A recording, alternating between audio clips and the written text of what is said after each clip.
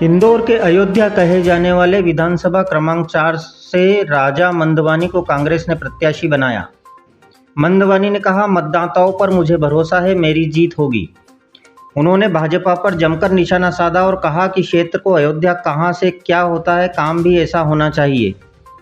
व्यापारियों से पिछली बार गलती हो गई थी, इस बार व्यापारियों का कांग्रेस पर पूरा भरोसा है। राजा मंदवानी का मुकाबला भाजपा की पूर्व विधायक और पूर्व मेयर मालिनी गौड़ से है। कांग्रेस ने उम्मीदवार बनाया, किस प्रकार की चुनौती मानते हैं, क्योंकि 30 साल से यहाँ पे बीजेपी का राज है।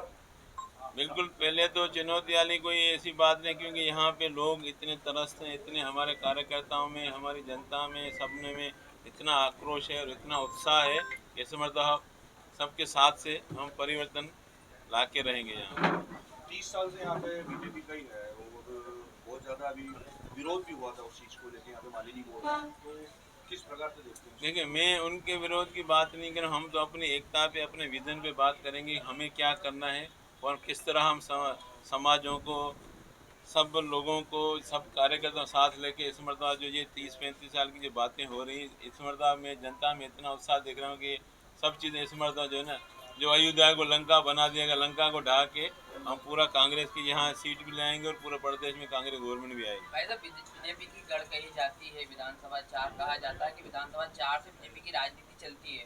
तो इस बार जो आपको प्रत्याशी के रूप में उतारा, तो किस तरह की आपकी वो रहेगी चुनौतियाँ? देखिए, मैं भी सब समझ के आया हूँ, मुझे मालूम है, मैं भी यहाँ रहता हूँ, मगर मैं जिस तरह समाज सेवा में 25 साल से हूँ और मुझे समाज सेवा और जिस तरह लोगों में मेरा विश्वास हो रहा है, लोगों ने मेरे पर विश्वास है और मैं उन पर विश्वास जताया कि उनकी सब मिल के हम जो है ना, इस मरतबा ये 30-35 साल की बातें बहुत पुरानी हो गई, इस मरतबा नई ऊर्जा के साथ सब आएंगे और ये इतना पक्का विश्वास है कि इस मरतबा 4 नंबर हम जीत के लाएंगे। टिकट की मांग और भी की जा रही थी अन्य लोगों द्वारा भी, यदि कुछ डैमेज का होता है तो कैसे कंट्रोल करेंगे आप? नहीं, बिल्कुल हमने आपस में पहले ही तय कर रखा था, जो भी हम देखें, लोकतंत्र देश है, लोकतंत्र प्रदेश है, तो वो सबको दावेदारी करने का, सबको टिकट मांगने का अधिकार है, मगर हमने आपस में सब तय किया था जिसको भी टिकट मिले उसके बाद सब चीज़ें भूल के हम कांग्रेस के लिए काम करेंगे और हम पूरा सब साथ हैं। तो आपने लंका ढाने की बात की, लेकिन अयोध्या कहा जाता है आपके क्षेत्र को, तो क्या कहेंगे? तो अयोध्या को मैं वही बताता हूँ कि बगैर भव्य मंदिर की अयोध्या होती है क्या? ये सिर्फ कहने और बहलाने वाली बातें हो रही थी कि अयोध्या, मैं तो बोला अयोध्या को लंका कर दिया गया। अगर अयोध्या, हम ये वायदा करते हैं, हम जनता के साथ लेके सबका साथ जीत के यहाँ क्षेत्र नंबर 4 में हम भव्य राम मंदिर बना के इसको असली अयोध्या बनाएंगे। मुद्दों को लेकर और हाँ, ये हमारे पास विजन है, हम पूरा क्षेत्र का हम जीत के आते हैं तो पूरा क्षेत्र का 4 नंबर का हम अलग से मास्टर प्लान बना के, हमारे विधानसभा 4 में 13 वार्ड है, 13 वार्ड में हम विधायक प्रतिनिधि कार्यालय खोलेंगे, उसमें कंप्यूटर सिस्टम, जैसे हमारे कार्यकर्ता हमारी जनता को कहीं दर दर बेचने, वो अपने वार्ड में अपनी समस्या का बताएं, उसका वहाँ निराकरण हो जाए, उसके बाद हमारा सेंट्रलाइज हमारा कार्यालय होगा, वहाँ से नहीं तो वहाँ से उनका काम से, और हम वहाँ पे हर वार्ड में एक स्मार्ट क्लिनिक खोलेंगे, स्मार्ट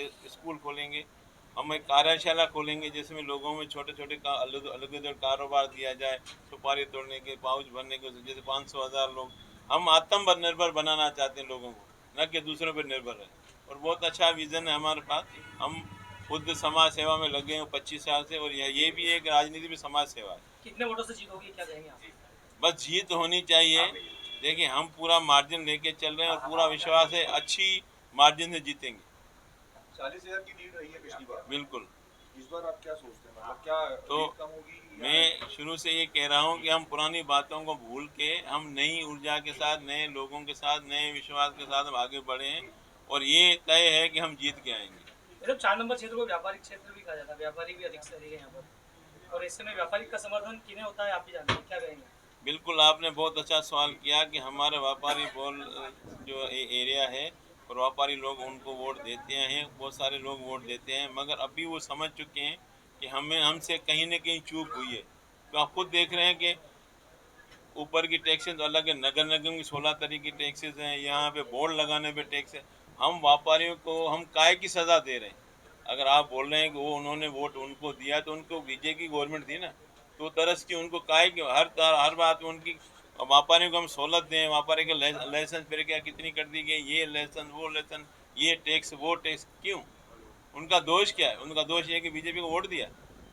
इसलिए सब जनता समझ चुकी है। इस मरतबा वो जो है ना वो उनको जो गलती नहीं दोहराएंगे। और मैं आपके चैनल के माध्यम से जनता को भी आह्वान करता हूँ, जनता को भी निवेदन करता हूँ कि आप भी सोच समझ के वोट दें। किसी के बहकावे में नहीं आएंगे, हम ये कर लेंगे, हिंदू मुस्लिम नफरत और मोहब्बत की बातों में आके वो अपना वोट का दुरुपयोग नहीं करें।